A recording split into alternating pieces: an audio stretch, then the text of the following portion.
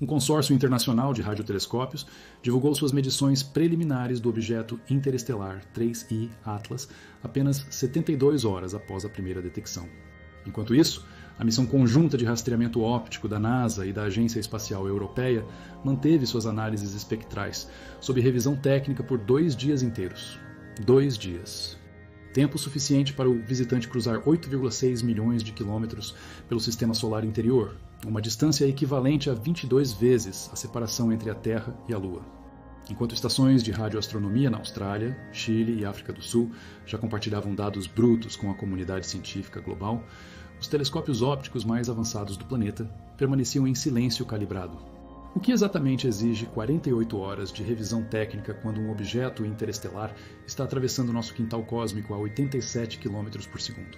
É rápido o suficiente para cruzar o Brasil inteiro em menos de 1 minuto. Rápido o suficiente para tornar qualquer janela de observação preciosa, cada hora perdida uma oportunidade que não retorna. E, no entanto, durante essas 48 horas críticas, o objeto já havia percorrido uma distância maior que a órbita completa de alguns satélites geoestacionários.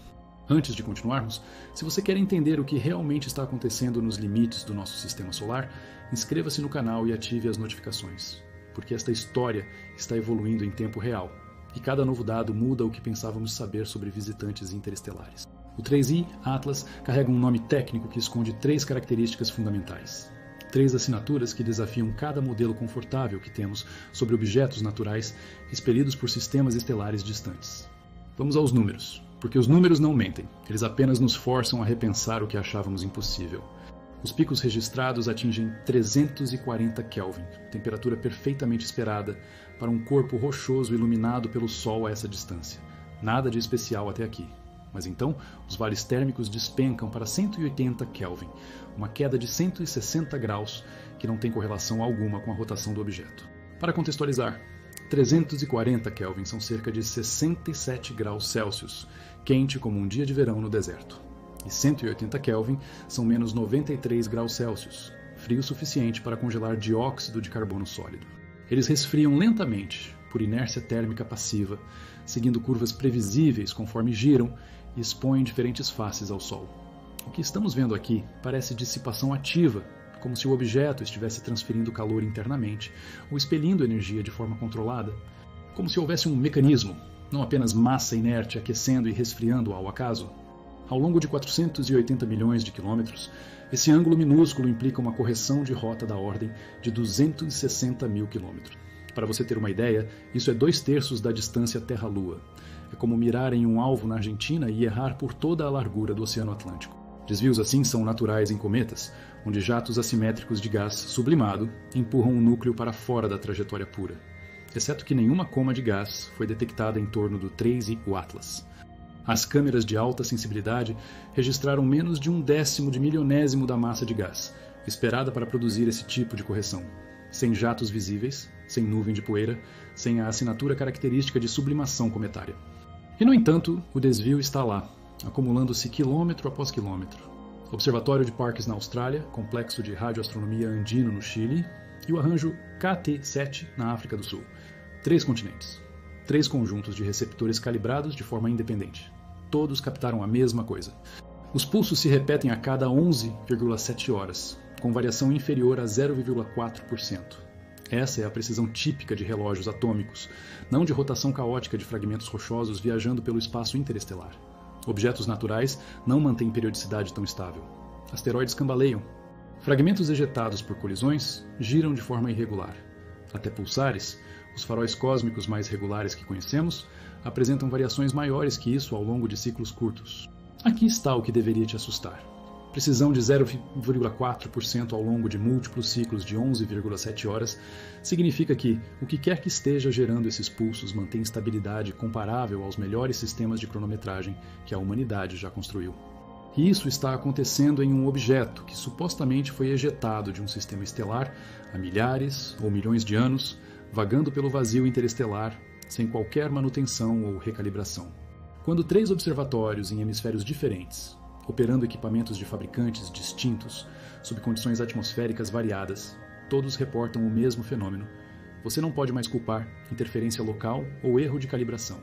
Helena Cardoso, chefe de operações do Observatório de Radioastronomia Austral, colocou nos seguintes termos: a correlação temporal entre nossas medições e as do Chile atinge 99,7%. Estamos vendo a mesma fonte, sem dúvida. O que nos preocupa não é a validade do sinal, é a interpretação dele. Quando você tem múltiplas antenas separadas por milhares de quilômetros, todas apontando para o mesmo ponto do céu e recebendo o mesmo padrão de pulsos, as chances de erro instrumental caem para menos de 1 em 10 mil. Hassan Mbeki, do Instituto de Astrofísica de Ondas Longas na África do Sul, adicionou o contexto crucial. Processamos os dados brutos 3 vezes usando algoritmos independentes. A periodicidade de 11,7 horas aparece em todas as análises com significância estatística acima de 6 sigma. Em física de partículas, 5 sigma é considerado descoberta confirmada. Estamos falando de um padrão claro, repetitivo, estável, vindo de um objeto que atravessa nosso sistema solar em trajetória hiperbólica. Espectroscopia é como lemos a composição química de objetos distantes. Cada elemento absorve e emite luz em comprimentos de onda específicos, criando uma impressão digital única. É assim que sabemos do que estrelas são feitas sem nunca tocá-las. É assim que diferenciamos rochas de gelo, metal de silicato, compostos orgânicos de minerais puros. Depois disso, o 3I Atlas mergulhará para além da órbita de Júpiter, onde a luz solar se torna fraca demais para espectroscopia eficaz e onde missões de interceptação se tornam inviáveis por pelo menos uma década. A janela é estreita, cada hora conta, e no entanto, o silêncio persistiu. Vamos subir a escada de anomalias, uma por uma, porque cada degrau torna mais difícil manter explicações convencionais. Asteroides típicos mostram flutuações de 20 a 200% ao longo de um ciclo de rotação.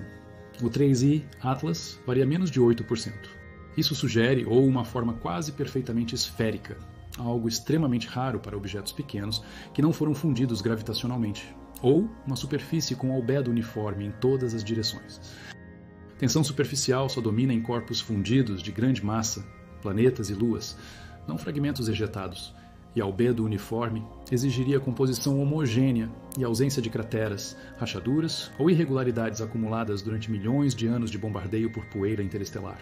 A probabilidade estatística de ambos os cenários ocorrerem naturalmente é inferior a 1%. Cianeto, monóxido de carbono, água sublimada, tudo evaporando e criando aquela cauda característica. O 3I Atlas não mostra nada disso acima de níveis de detecção mínimos. E, no entanto, sua trajetória sugere aceleração não gravitacional, o tipo de empurrão que só conhecemos de desgaseificação assimétrica. Anomalia número 3, a estabilidade rotacional. Objetos ejetados por colisões violentas geralmente giram de forma caótica, cambaleando em múltiplos eixos. O 3I Atlas mantém rotação estável de 11,7 horas com precessão mínima. Isso sugere ou que foi ejetado de forma extraordinariamente suave, algo incompatível com as velocidades necessárias para escapar de sistemas estelares, ou que forças internas estabilizaram sua rotação ao longo do tempo. Estabilização rotacional natural acontece através de dissipação de energia por deformação interna ou efeitos de maré. Mas objetos pequenos viajando pelo vazio interestelar não têm fontes óbvias de dissipação suficientemente fortes para apagar momento angular caótico em escalas de tempo razoáveis. Levaria milhões de anos, talvez dezenas de milhões, e no entanto, aqui está ele, girando como um relógio. Isso é mais denso que gelo, menos denso que rocha típica. Está no meio do caminho, numa faixa estranha. Cometas são tipicamente menos densos, asteroides rochosos mais densos, objetos metálicos muito mais densos ainda. Essa densidade intermediária sugere ou composição mista, incomum, ou estrutura interna com espaços vazios. Imagine um objeto do tamanho de um edifício de 10 andares com a densidade média de concreto poroso. Não é impossível, mas é inesperado. E quando você combina isso com todas as outras anomalias, o inesperado começa a aparecer orquestrado.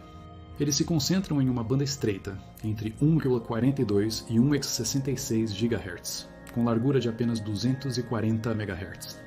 Isso é uma janela relativamente limpa do espectro eletromagnético, uma das poucas faixas onde a radiação de fundo natural é baixa e onde sinais podem viajar longas distâncias, sem absorção significativa pela poeira interestelar. É também exatamente a faixa que engenheiros de comunicação escolheriam para transmissões de longo alcance no espaço profundo, não porque seja impossível que processos naturais emitam nessa frequência, mas porque é onde o ruído cósmico é minimizado. É a faixa quieta, a janela limpa. Anomalia número 6. A cronometragem dos pulsos.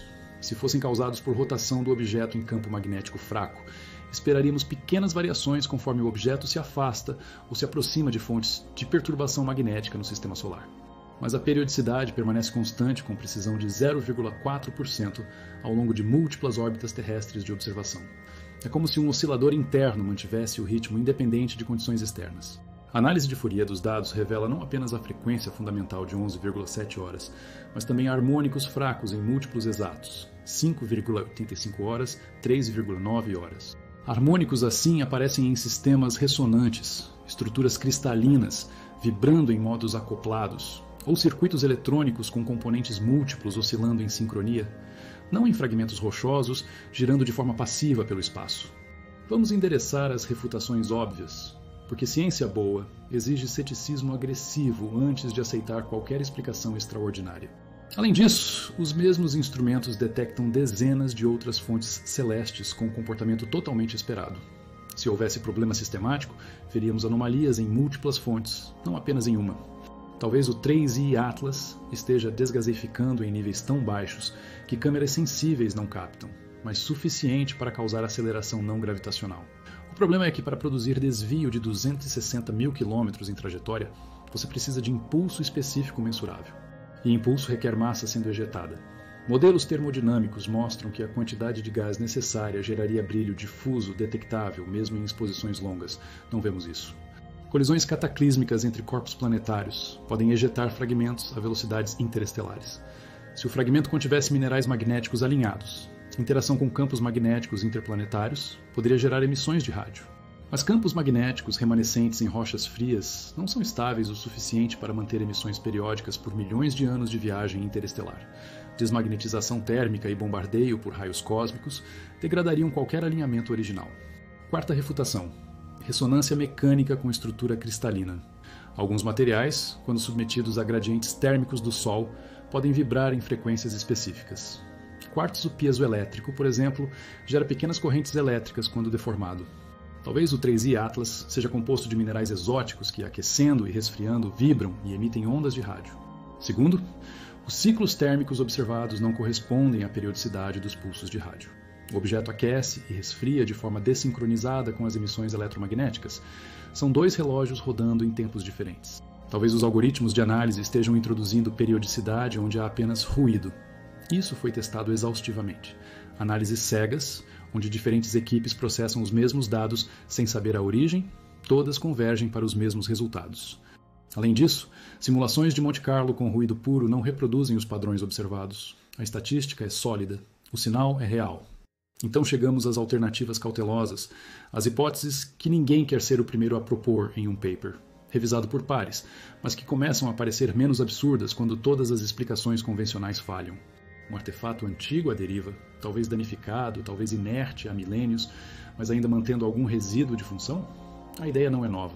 Cientistas como Freeman Dyson propuseram há décadas que civilizações avançadas poderiam deixar detritos, sondas mortas, fragmentos de megaestruturas, espalhados por suas galáxias ao longo de escalas de tempo geológicas.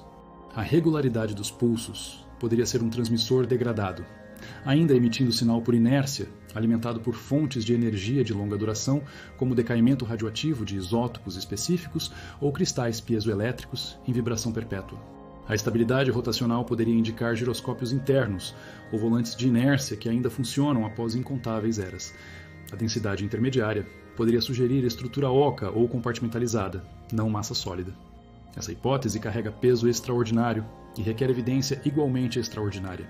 E por enquanto, o que temos são indícios, não provas, sugestões, não confirmações. A diferença importa. Algumas teorias de panspermia dirigida propõem que civilizações avançadas poderiam disseminar material biológico ou precursores químicos através do espaço interestelar, enviando cápsulas protegidas para sistemas estelares jovens. Se o 3I Atlas fosse algo assim, esperaríamos proteção térmica, estabilidade estrutural e talvez sistemas de navegação rudimentares ainda ativos. Há ainda a possibilidade de que seja um fenômeno astrofísico genuinamente novo, algo que nossos modelos simplesmente não prevêem porque nunca observamos antes. O universo tem 13,8 bilhões de anos.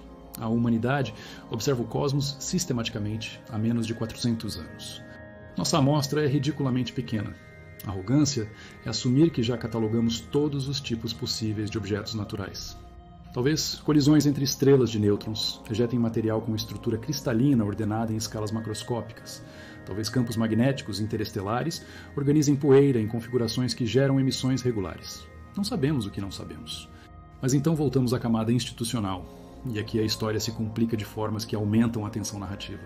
Revisão por pares depende de acesso a dados originais, não apenas a conclusões processadas. O consórcio de radiotelescópios seguiu esse protocolo. A missão conjunta NASA-ESA não seguiu. Isso é padrão para missões que enfrentam escrutínio massivo e onde erros podem gerar manchetes sensacionalistas. Ninguém quer anunciar descoberta revolucionária para depois descobrir que era poeira na lente. E quando há objeto de interesse transitório, os protocolos geralmente permitem divulgação preliminar com caveats claros, dados não finalizados, análise em andamento, interpretações sujeitas à revisão. Fóruns de astrofísica explodiram com discussões sobre o que a espectroscopia poderia ter revelado. Composição exótica, assinaturas moleculares inesperadas, algo que exigiu consultas em níveis mais altos antes de divulgação. Quando os dados finalmente emergiram, a composição parecia ordinária: silicatos, traços de carbono, assinaturas compatíveis com material condrítico típico de asteroides primitivos. Nada obviamente anômalo, o que torna o atraso ainda mais desconcertante. Por que esperar 2 dias para confirmar o esperado? Interpretar a ausência requer cuidado, porque pode ser erro de medição ou genuína novidade. Esse é o momento de maior fluxo de energia, maior aquecimento e potencialmente maior atividade. Se houver desgaseificação oculta que finalmente se tornará visível, será então. Se houver mudanças no comportamento térmico ou eletromagnético, elas podem se manifestar nessa janela crítica. Após o periélio, o objeto acelera de volta para o espaço interestelar, mergulhando em direção à órbita de Júpiter e além. A distância crescente torna observações cada vez mais difíceis. Telescópios ópticos perdem resolução. Radiotelescópios precisam de exposições mais longas para manter razão, sinal, ruído. Em questão de semanas, o 3I Atlas se tornará um ponto fraco, depois um sussurro, depois silêncio. Objetos interestelares são raros. Oumuamua foi o primeiro detectado em 2017. Borisov foi o segundo em 2019. Agora temos o 3I Atlas em 2025. Um a cada 2 ou 3 anos, em média. Mas quantos passam sem serem detectados? Quantos cruzam o sistema solar em ângulos que os tornam invisíveis aos nossos telescópios principais? Ou observamos agora com o que temos, ou perdemos a chance. Se o periélio desencadear atividade cometária visível, gases sublimando e jatos se formando, então as anomalias atuais podem ser explicadas como fase transitória de um cometa incomum, mas natural. A questão se resolve, os modelos são ajustados e seguimos adiante. Se o periélio passar sem mudanças significativas, sem coma, sem alteração nos pulsos eletromagnéticos, então a natureza anômala se aprofunda. Objetos que se aproximam do Sol e não reagem termicamente de formas esperadas desafiam termodinâmica básica. Isso nos forçaria a considerar composições extremamente exóticas ou, de fato, estruturas artificiais projetadas para resistir a ambientes extremos. Poderíamos inferir propriedades do interior do objeto baseados em como ele responde ao estresse térmico. Se houver sistemas ativos, eles podem revelar mais sobre si mesmos sob pressão. Se houver mudança na trajetória além do desvio já observado, especialmente correção adicional que não pode ser explicada por efeitos puramente gravitacionais, então a ideia de propulsão ou controle de atitude se torna inescapável. E nesse ponto, a conversa científica muda fundamentalmente. Então, o que fazer? Existe plano de ação científico viável nas próximas 3 semanas? Isso inclui Hubble, James Webb, observatórios terrestres em múltiplos continentes e arranjos de radiotelescópios. Observação contínua, não instantâneos esporádicos. Queremos ver o objeto em tempo real conforme ele transita pelo ponto crítico. Segundo, espectroscopia de alta resolução em múltiplos comprimentos de onda, não apenas visível e infravermelho próximo, mas ultravioleta, raios X fracos se houver emissão, e certamente cobertura completa de rádio de 1 a 10 GHz. Queremos entender se o espectro de emissão muda com distância do Sol, temperatura ou orientação. Radar pode medir dimensões físicas, taxa de rotação e até rugosidade superficial com precisão impossível para métodos ópticos puros. Se o 3I Atlas é suficientemente grande e está suficientemente próximo durante o periélio, pulsos de radar podem retornar com informação valiosa sobre geometria e composição. Alcançá-lo requer velocidade de escape não apenas da Terra, mas do poço gravitacional solar na direção de interceptação. Os cálculos são brutais. Chegaria a tempo? Provavelmente não. Mesmo sondas mais rápidas já lançadas, como o Parker Solar Probe ou New Horizons, não estão em posições adequadas. Mas missões futuras podem ser planejadas. Se objetos interestelares aparecem a cada 2 anos, podemos desenvolver sondas em órbita de espera, prontas para ajustar trajetória e interceptar o próximo visitante com aviso prévio de apenas semanas. A tecnologia existe. O que falta é vontade política e orçamento dedicado. É esforço coletivo onde compartilhar acelera o entendimento, especialmente quando a janela é tão estreita. Desafia, porque este não se comporta como esperávamos que um fragmento rochoso à deriva deveria se comportar. Eles nos forçam a expandir modelos, questionar suposições e, ocasionalmente, reescrever capítulos inteiros de nosso entendimento sobre como o universo funciona. Ou pode ser uma nota de rodapé estranha, um objeto incomum que eventualmente se explica através de física conhecida aplicada de formas criativas. Ambos os resultados têm valor. Ambos nos ensinam algo. Mas existe uma terceira possibilidade, a que mantém astrônomos acordados durante turnos de observação nas noites frias. A possibilidade de que estejamos olhando para a primeira evidência física, não teórica, não especulativa, mas concreta, de que não fomos a primeira inteligência a cruzar o vazio entre as estrelas. Estou dizendo que a questão é legítima, as anomalias são reais e a janela para obter respostas está encolhendo. Comente abaixo. Você acha que objetos interestelares como 3I Atlas merecem missões dedicadas de interceptação? Vale a pena investir em infraestrutura para responder rápido quando o próximo visitante aparecer? Dados continuarão chegando. Modelos serão testados e refinados. E talvez, apenas talvez, veremos algo que muda nossa perspectiva sobre nosso lugar no cosmos.